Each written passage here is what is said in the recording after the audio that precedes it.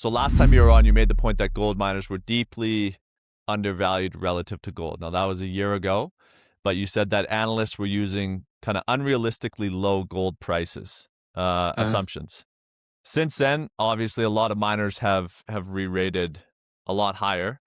Do you think that the value gap has now been recognized in the gold miners, or is there still a disconnect between gold price and the miner valuations? No, I think the value gap is actually widened, especially with the recent declines that were triggered by the pullback in the metals themselves.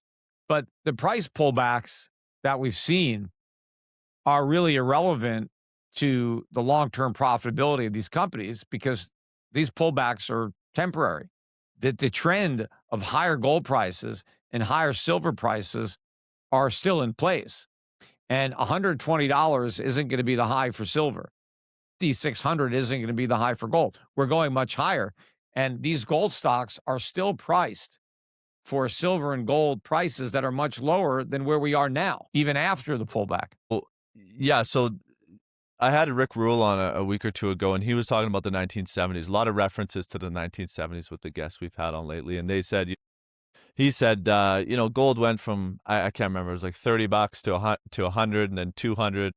And then it collapsed back down to 100 in the 1970s before proceeding to 800, I think, by the early 80s. So he said a correction in gold is not the end of a bull market. I assume that's kind of your take as well. This latest pullback was just a natural. It happens, I guess I could say, within a bull market. Yeah, and I don't think we're anywhere near the magnitude of what happened in the 70s yet. When you're talking about $35 to $850.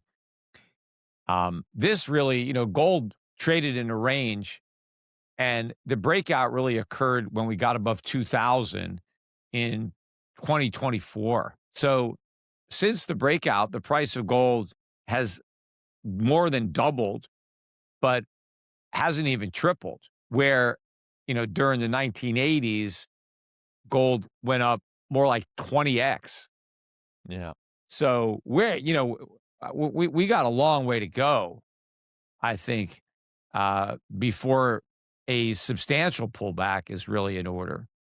You obviously you're in the gold business. One thing I always wonder with some of the positions I take, and I try to keep a sober viewpoint on, is, am I in a crowded trade, right? And I'm more longer term. I'm not looking to trade regularly, but I don't like to be in crowded assets. And, being in the gold business, are you seeing an uptick in investor interest in the space, specifically on kind of outside of institutions, but more on the, let's call it, retail front?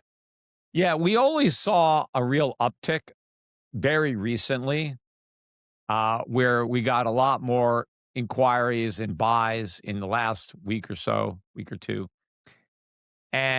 But prior to that, it was very quiet. There wasn't a big interest in gold the last couple of years.